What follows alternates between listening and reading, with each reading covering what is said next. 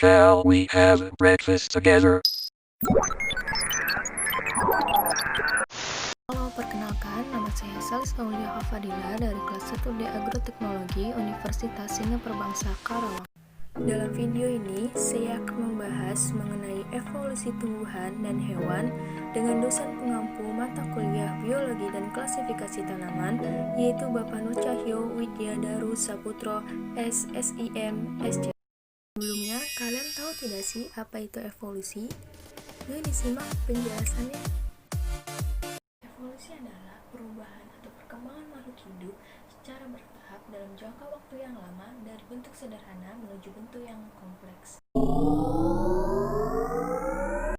Di sini saya akan membahas dua teori evolusi. Teori yang pertama yaitu Charles Darwin. Charles Darwin menyatakan bahwa evolusi disebabkan oleh proses seleksi alam. Seleksi alam adalah pemilihan, sedangkan alam adalah lingkungannya. Jadi maksudnya alam ini melakukan proses seleksi siapa yang berhak hidup terus atau siapa yang tidak layak. Yang hidup terus akan mengalami evolusi progresif atau terus berkembang, dan yang tidak layak akan mengalami regresif atau punah. Yang kedua yaitu menurut Lamarck, merupakan teori adaptasi, yaitu perubahan pada populasi makhluk hidup terjadi akibat makhluk hidup itu beradaptasi dengan lingkungannya. Hasil adaptasi yaitu perubahan. Perubahan ini menurut Lamarck diwariskan kepada keturunannya.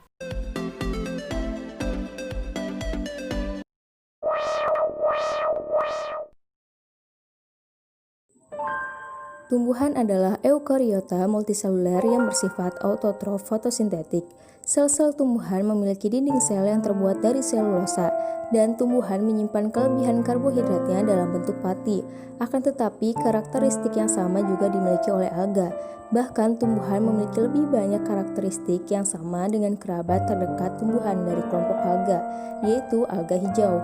Namun demikian, tumbuhan dapat dibedakan dengan alga multiseluler. Tumbuhan hampir semuanya merupakan organisme daratan, meskipun beberapa tumbuhan seperti teratai telah kembali secara sekunder ke air. Selama evolusinya hidup di darat menimbulkan permasalahan yang sangat berbeda dibandingkan dengan hidup di air, dan kumpulan adaptasi, struktural, kimiawi, dan reproduksi terhadap kehidupan darat inilah yang membedakan tumbuhan dari alga. Selama beberapa dekade, para ahli sistematika telah mengakui bahwa alga hijau adalah protista fotosintetik yang paling dekat kekerabatannya dengan tumbuhan.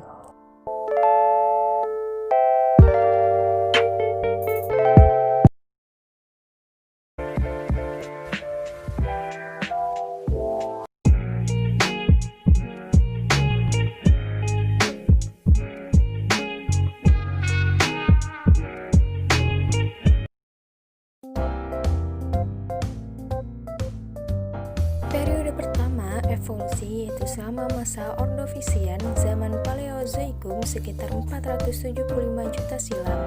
Asal mula tumbuhan diduga berasal dari nenek moyang akuatik. Adaptasi terhadap kehidupan darat dibuktikan oleh adanya sporopolenin dan gametagia berlapis yang melindungi gamet dan embrio. Adaptasi ini terjadi pada Bryophyta yang merupakan tumbuhan darat pertama. Periode yang kedua yaitu diversifikasi tumbuhan vaskuler selama masa Devon awal sekitar 420 juta tahun silam, di mana tumbuhan vaskuler pertama tidak memiliki biji dan keadaan ini masih ditemukan oleh paku-pakuan. Periode yang ketiga yaitu dimulai dengan kemunculan biji, yaitu struktur yang mempercepat kolonisasi darat dengan cara melindungi embrio tumbuhan dari kekeringan dan ancaman lainnya. Tumbuhan vaskuler biji pertama muncul sekitar 360 juta tahun silam dekat dengan masa Devon. Tumbuhan berbiji awal, bijinya tidak terbungkus dalam ruang khusus seperti pada berbagai jenis Gymnospermae, termasuk konifor seperti pinus dan tumbuhan konus. Periode yang keempat yaitu evolusi tumbuhan terjadi pada masa Kreta zaman Mesozoikum, sekitar 130 juta tahun silam.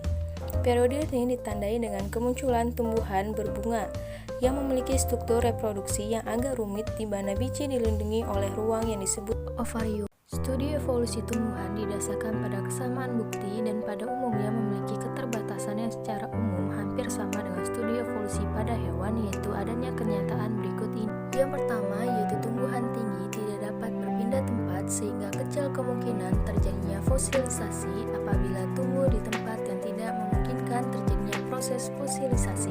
Yang kedua yaitu tumbuhan cenderung menggugurkan bagian-bagiannya seperti daun, batang, bunga, dan biji. Jadi daun dan polen yang mengalami fosilisasi mungkin dapat dinyatakan sebagai spesies yang berbeda karena sepintas lalu tidak tampak adanya hubungan organik satu sama lain. Meski pada kenyataannya berasal dari tumbuhan yang sama, bila kita telusuri lebih lanjut ternyata tumbuhan yang sudah memiliki sistem pembuluh floem dan xilem sudah ada sejak periode silur 425 kurang lebih 10 juta tahun yang lalu, yaitu pada akhir periode Devon. Muncul 4 kelompok tumbuhan yang keturunannya masih dapat kita temui pada masa sekarang. Kelompok tumbuhan tersebut adalah Psilopsida, Spanhopsida, dan Pletropsida, serta Gymnospermae primitif yang dikenal dengan sebutan paku biji. Keturunan jenis paku biji yang dapat kita jumpai pada saat ini adalah pakis dan ginkgo. Jenis Gymnospermae terus berevolusi pada akhir periode Trias 230 kurang lebih 10 juta tahun yang lalu mulai muncul konifer. Kemudian pada periode 180 kurang lebih 5 juta tahun yang lalu tumbuhan Angiospermae yang pertama mulai terdapat di daratan. Evolusi selanjutnya menghasilkan jenis Angiospermae modern yang mulai mendominasi dunia tumbuhan sejak awal periode Kreta kurang lebih 70 tahun yang lalu. Sejak periode Angiospermae dapat dijumpai dengan mudah hampir di setiap habitat. Angiospermae dibagi ke dalam 2 kelas yaitu monokotil dan dikotil. Alga hijau telah mengembangkan ciri-ciri yang memungkinkan bertahan hidup dalam periode kekeringan yang sebentar-bentarnya. Yang pertama, periode Kambrian, fosil Eucnesia yaitu Macrogalae berdaun tipis seperti daun palem hijau menyerupai rumput laut modern. Yang kedua yaitu periode Ordovisian, munculnya tumbuhan darah pertama seperti Bryophyta. Yang ketiga yaitu periode Silurian, munculnya tumbuhan vaskular pertama yaitu Cooksonia sp. Yang keempat yaitu periode Devonian, tumbuhan berkembang dengan cepat dan mengarah dominasi tumbuhan pakis. Yang kelima yaitu periode Carboniferous, munculnya Calamites sp. Yang keenam yaitu periode Permian, tumbuhan yang dominan adalah paku-pakuan. Clap.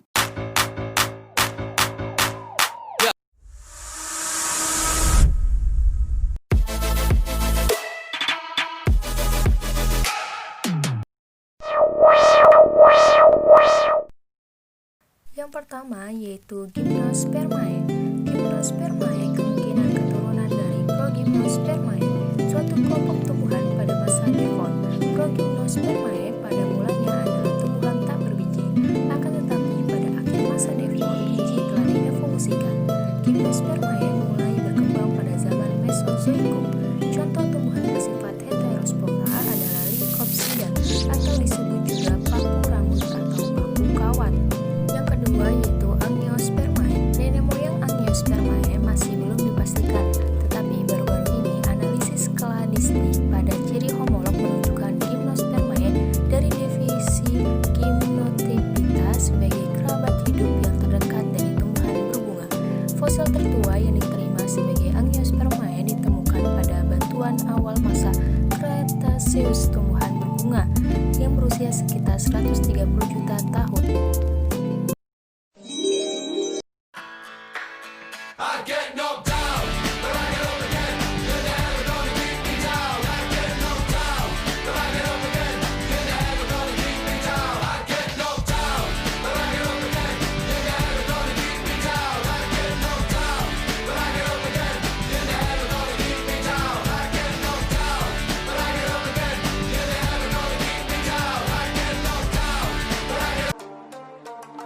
Oke, setelah nonton video panda yang lucu tadi, kita lanjutin yuk mengenai evolusi hewan. Evolusi hewan terdiri dari 2. Yang pertama yaitu hewan vertebrata dan yang kedua yaitu hewan invertebrata. Hewan invertebrata merupakan hewan yang tidak memiliki tulang belakang, contohnya cacing, kerang, cumi-cumi, udang, dan sebagainya. Proses terjadinya evolusi invertebrata dimulai dari nenek moyang berupa protista.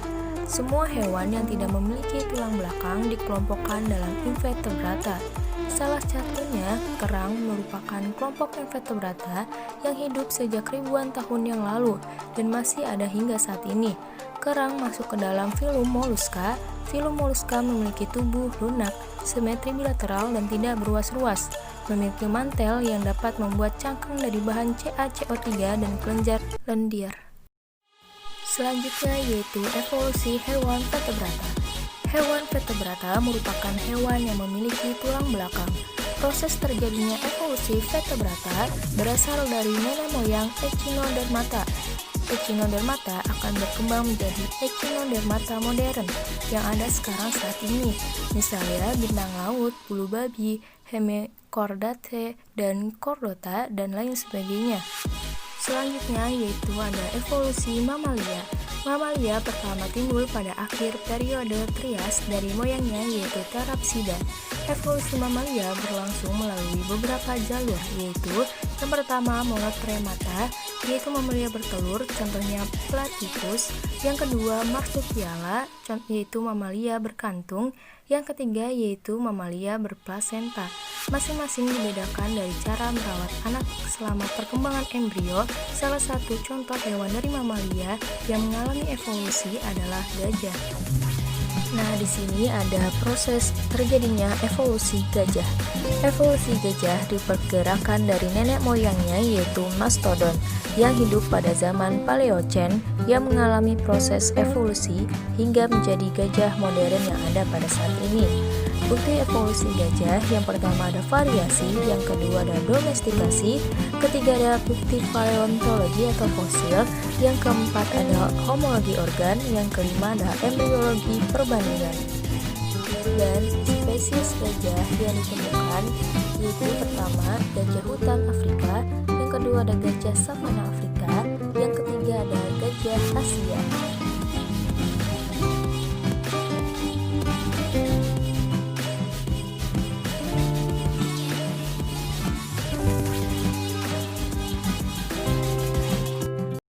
Selanjutnya yaitu ada evolusi Aves.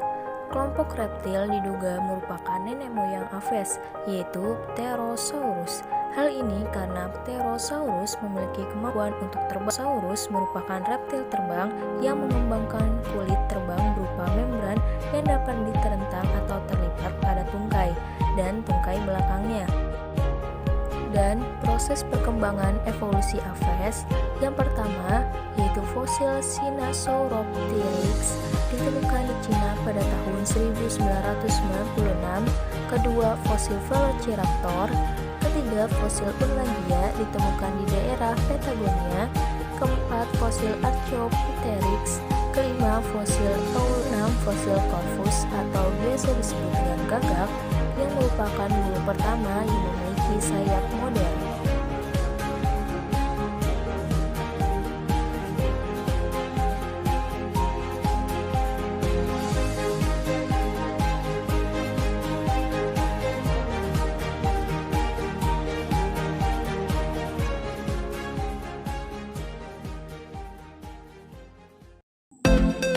Selanjutnya yaitu ada evolusi reptilia. Proses terjadi evolusi reptilia disebut juga evolusi defensif karena beradaptasi terhadap kekeringan yang terjadi. Secara gradual pada akhir periode Devon, kekeringan menyebabkan reptil mencari peluang kehidupan pada lingkungan darat yang ternyata potensial. Amfibia diduga merupakan nenek moyang reptilia. Terdapat dua tahapan evolusi yang membedakan reptilia dan amfibia, yaitu yang pertama, telur amniotik, yaitu perkembangan telur amniotik merupakan perbedaan dasar antara reptilia dan amfibia. Yang kedua ada sisik. Sebagai hewan darat, maka reptil perlu mempertahankan diri dari kekeringan, sehingga sisik dan skute berkembang dengan baik agar tubuh tidak kehilangan cairan. Bukti fosil memperkuat dugaan bahwa nenek moyang reptilia dan amfibia yaitu ditemukannya fosil Seymoria. Seymoria merupakan tetropoda kecil. Nah, gimana materi mengenai evolusi? Semoga materinya bermanfaat untuk kita semua. Terima kasih juga yang udah menonton videonya dari awal hingga akhir. Sampai jumpa.